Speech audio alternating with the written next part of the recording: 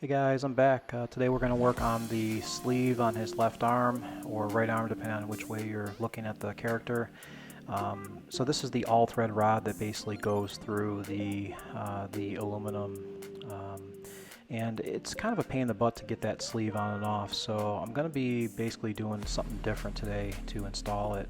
So this sleeve, basically that rod that you saw that actually was broken, just kind of goes through the aluminum and then out the end of the black sleeve there.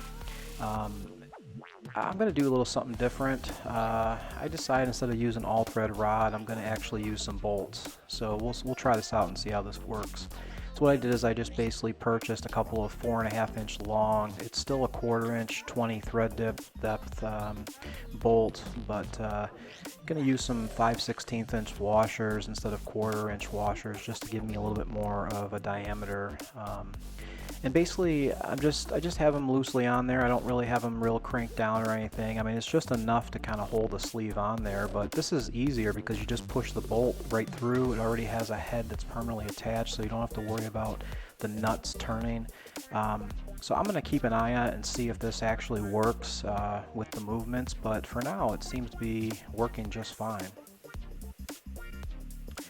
So another thing I noticed is the body shell itself. One side is actually up and one side is down. This I think is by design. So I readjusted all of my clips that I originally put on the other day and made it so the body shell actually comes together.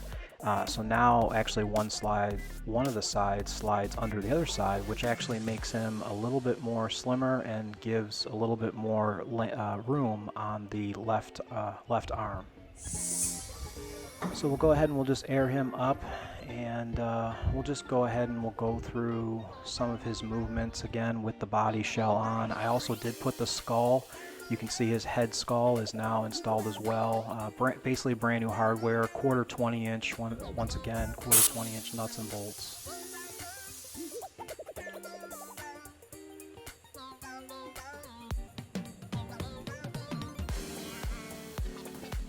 So I did actually verify all the movements, and it seems like, based upon the videos that I've watched, it seems like all of the movements are done from the back. So when you're adjusting, you're actually behind the stage adjusting, and so the movements to the viewer looking in front of him are actually going to be reversed.